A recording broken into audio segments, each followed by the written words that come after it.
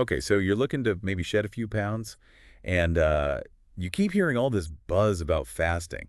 It's definitely a hot topic. Yeah, it seems like everyone's doing it these days, or at least talking about it. Celebrities, influencers. Right. You see all those what I eat in a day fasting diaries popping up online, but But you want to know what the science actually says. exactly.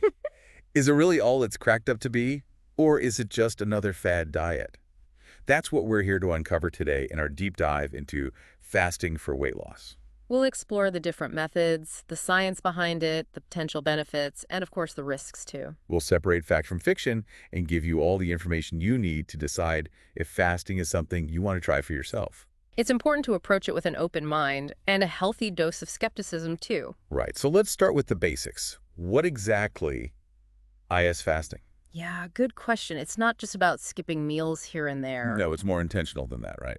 Exactly. It's about creating specific cycles of eating and not eating. There are a lot of different ways to do it. I've heard of a bunch of different types, like Mhm. intermittent fasting, time-restricted eating. Right, and alternate day fasting and extended fasting. Okay, so a lot of options. What are the most common ones that people are trying these days?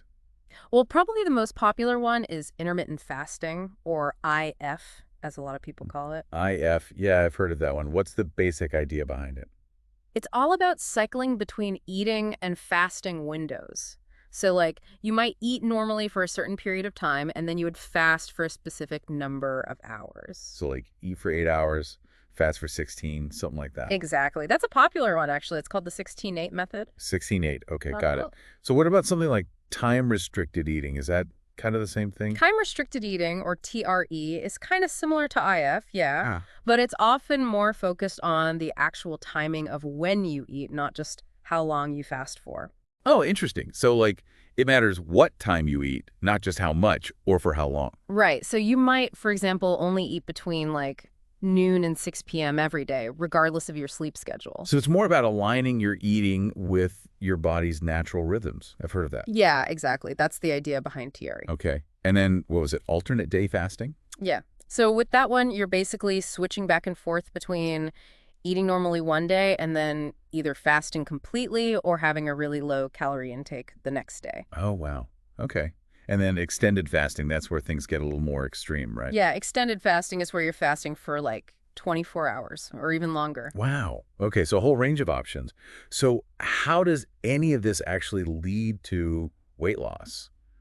What's the science behind it? Well, when you fast, your body goes through some interesting changes. Yeah.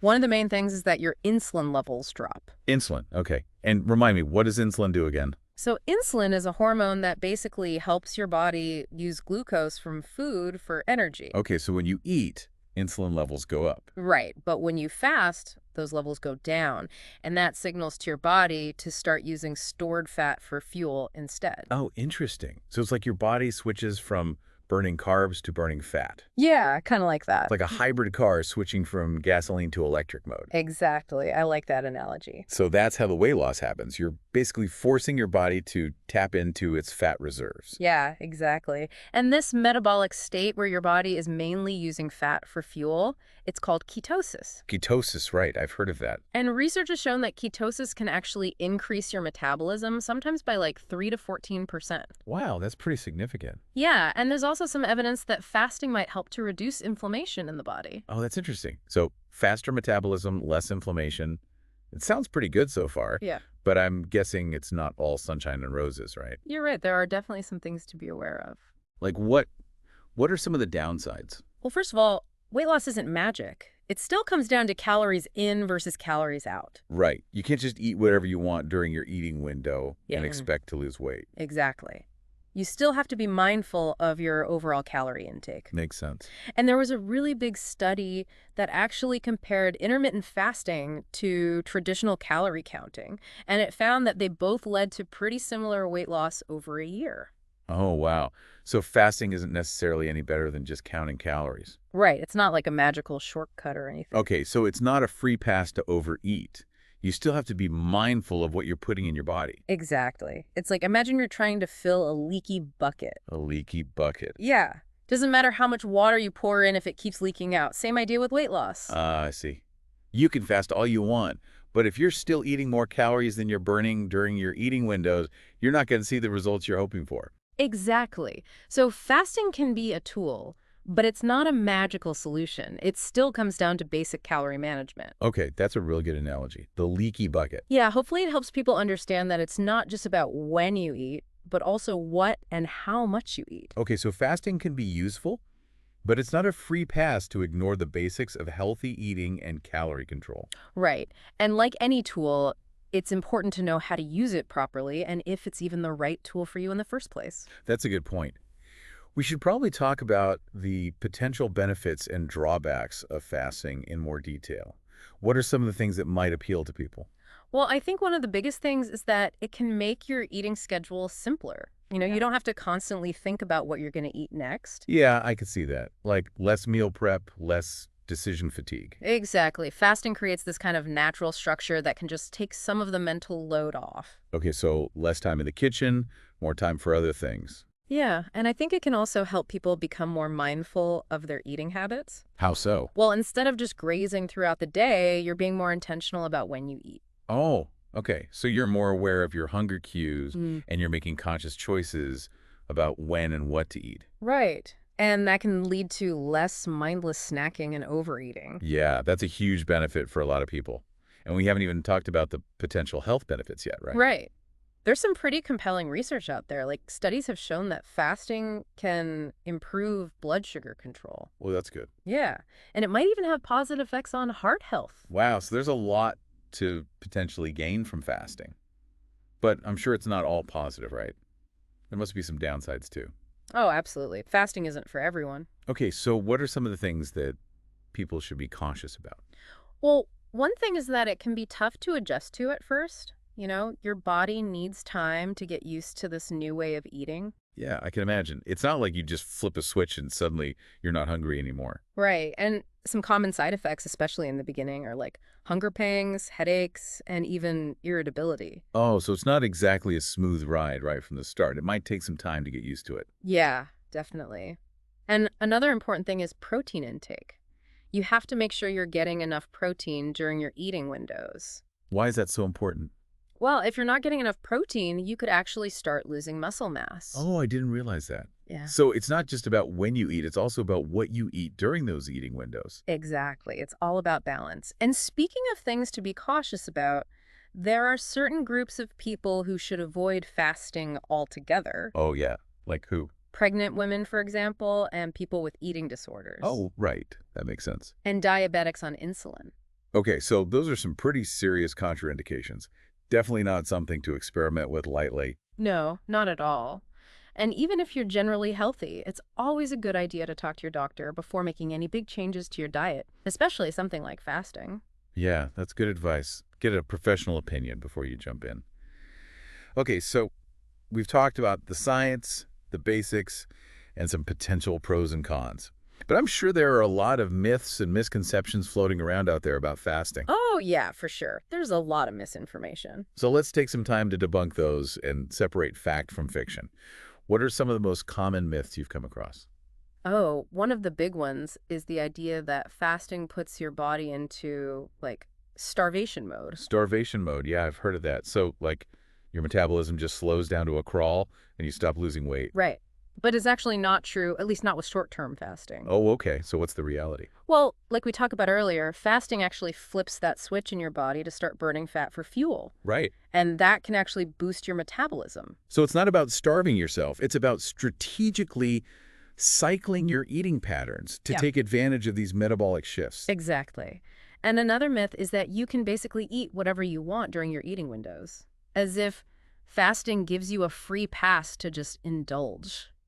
Yeah, I've heard that one too. It's like, oh, I'm fasting, so this pizza doesn't count. Right, like it's a magic loophole or something. But that's not how it works, right? No, definitely not. The quality of your food choices still matters. Junk food is still junk food, whether you're fasting or not. Okay, so it's not a license to overindulge. You still have to make healthy choices. Exactly. It's about nourishing your body with nutrient-dense foods. What other misconceptions do you often hear? I think another one is that fasting is like the absolute best way to lose weight. Oh, right.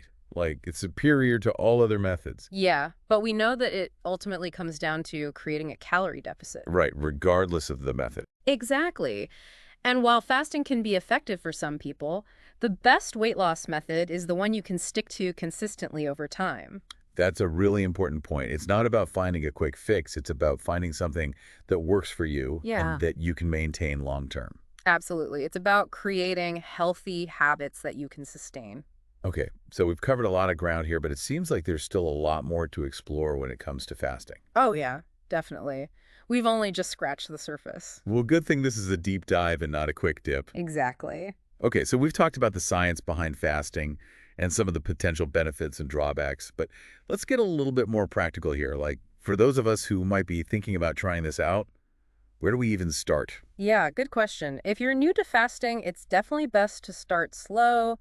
Don't jump right into a 24-hour fast or anything like that. Yeah, that sounds like a recipe for some serious hanger and maybe a headache or two. Right, exactly. You want to ease into it. Maybe start with a shorter fasting window, like 12 hours or so, and then gradually increase it from there as your body adjusts. Okay, so like baby steps. Got it. And what about hydration? Is that something people need to be extra mindful of during a fast? Oh, absolutely. Staying hydrated is always important, but yeah, it's even more crucial when you're fasting. Okay, so make sure you're drinking plenty of water throughout the day. Exactly. It can help with those hunger pangs too. Good to know. What about other beverages, like coffee or tea? Are those allowed during a fast? That's a really common question, and generally speaking, plain coffee and tea are fine. Just make sure you're not adding any sugar or milk. Okay, black coffee, plain tea. Got it. But some people might find that caffeine actually makes them more hungry, right? Yeah, that can definitely happen for some people, so just pay attention to how your body reacts. Listen to your body. Always good advice. Eh? Okay, so let's say you've completed your fasting window. Hmm. Any tips for breaking a fast in a healthy way? Yeah, that's an important point. After you haven't eaten for a while, it can be tempting to go crazy and reach for all the sugary smacks. Oh, yeah. Donuts, cookies, all that good stuff. Right, exactly. But that's actually not the best thing to do. It can really mess with your blood sugar levels. Oh, right, because your body's not used to processing that much sugar all at once. Exactly. So you might end up feeling pretty sluggish and irritable. Not a good way to start your eating window. Definitely not. Yeah. So what should we be eating instead? You want to focus on foods that are high in protein, healthy fats, and fiber. Protein, healthy fats, and fiber. Hmm. Okay, so like what kinds of things are we talking about here? Well, think like eggs, avocado, nuts, seeds, grilled chicken or fish, and lots of colorful veggies. Okay, so lots of good, nutritious stuff that's going to keep you feeling full and energized. What about supplements? Anything people should be taking while they're fasting? It's always best to get your nutrients from food, but yeah, there are some supplements that can be helpful, especially when you're first starting out. Okay, like what? Electrolytes are a big one. They're minerals that help keep you hydrated and your nerves functioning properly. Okay, electrolytes. And you can lose those while you're fasting, right? Yeah, you lose them through urination. Got it. So what are some signs that someone might be low on electrolytes? You might feel tired or get headaches, maybe muscle cramps, or even dizziness. If you experience any of those things, it's a good idea to have an electrolyte drink or take a supplement. Okay, good to know. So listen to your body, pay attention to those signals. What about exercise? Is it safe to work out while fasting, or is that something we should generally avoid? That's a good question, and it really depends on a few things, like the intensity of your workout, how fit you are, how your body responds to fasting, and the type of fasting you're doing. Some people have tons of energy while they're fasting and can totally handle a workout. Others, not so much. Okay, so it's another listen to your body situation. Definitely. But if you're going to exercise while fasting, just make sure you're staying well hydrated. And don't push yourself too hard, especially if you're new to this whole thing. Maybe start with something light, like walking or yoga. Okay, so ease into it. Makes sense. Now, we talked about different types of fasting earlier, IF, time-restricted eating, alternate day fasting, extended fasting. What are some key things to keep in mind for each of those? Yeah, let's break this down a bit. So intermittent fasting, or IF, like we talked about, is probably the most popular one. Yeah, it seems like a lot of people are doing the 16-8 method. Right, that's a really common one. And it's a good place to start because it's pretty flexible. Okay, good for beginners. What about time-restricted eating? How is that different from IF? So with time-restricted eating, or TRE, It's not just about the length of the fast, but also the timing. Okay, like you have to eat within a specific window of time each day. Exactly. And the idea is to align your eating with your body's natural circadian rhythms. So you might eat all your meals, say, between noon and 6 p.m., regardless of when you wake up or go to bed. So it's more structured, more about consistency. Right. And there's some research that suggests that TRE can actually help regulate your sleep, your hormones, and even your metabolism. Oh, wow. Mhm. So it's not just about weight loss. It could have some pretty significant health benefits overall. Exactly. It's about working with your body's natural rhythms. Okay, so TRE, something to think about. What about alternate day fasting? So alternate day fasting, or ADF, is a bit more intense. Basically, you're alternating between days of eating normally and days of either fasting completely or having a very low calorie intake. Okay, so every other day is a fasting day. And that can be pretty challenging, right? Yeah, it can be tough, both physically and mentally, so it's not usually recommended for beginners. Okay, not for the faint of heart. What are the potential benefits, though? Well, some studies have shown that ADF can be pretty effective for weight loss and improving insulin sensitivity. Which is important for preventing type 2 diabetes, right? Exactly. And it can kind of reset your metabolism, which can be helpful if you've hit a plateau, but it can be hard to stick to long term. Yeah, I can see that. So it might be good for a short-term boost, but maybe not a sustainable lifestyle change for everyone. Right. And you have to be mindful of the side effects. Like, you might feel tired or get headaches on those fasting days. So again, it's about paying attention to how your body feels. Exactly. And lastly, we have extended fasting, which is basically fasting for 24 hours or more. Yeah, I've heard of people doing that for days or even a week at a time. Right. And it's definitely something to be cautious with. You want to talk to your doctor before you try anything like that, especially if you have any health conditions. Yeah, it sounds pretty intense. What are some of the risks? Well, you can lose a lot of fluids and electrolytes when you're fasting for that long, so you have to be really careful to stay hydrated. Okay, so make sure you're replenishing those electrolytes. What about benefits? I've heard that extended fasting can have some pretty remarkable effects. Yeah, some people say it gives them more energy, mental clarity, and some even claim that it can help with cellular repair. Oh, wow. So like a whole body reset. hmm But is there any science to back that up? The research is still pretty limited when it comes to extended fasting. Okay, so more to learn. But the bottom line is, it's not for everyone. Right. As with any type of fasting, it's crucial to listen to your body and not push yourself too far. Good advice. It seems like there are so many different approaches to fasting, each with its own unique benefits and considerations. It's amazing how our bodies can adapt to these different ways of eating. It really is fascinating, and it just goes to show that there's no one-size-fits-all approach when it comes to health and wellness. Absolutely. What works for one person might not work for another. It's all about finding what feels right for you. Exactly. And it's not just about the physical aspects either. There's a whole mental and emotional component to fasting as well. Oh, that's a good point. Let's talk about that. What are some of the psychological things that people should be aware of? Well, fasting can be pretty mentally challenging. Yeah. It takes discipline and willpower, and you have to be able to manage those hunger cues. Yeah, I can see that. It's not just about the physical hunger.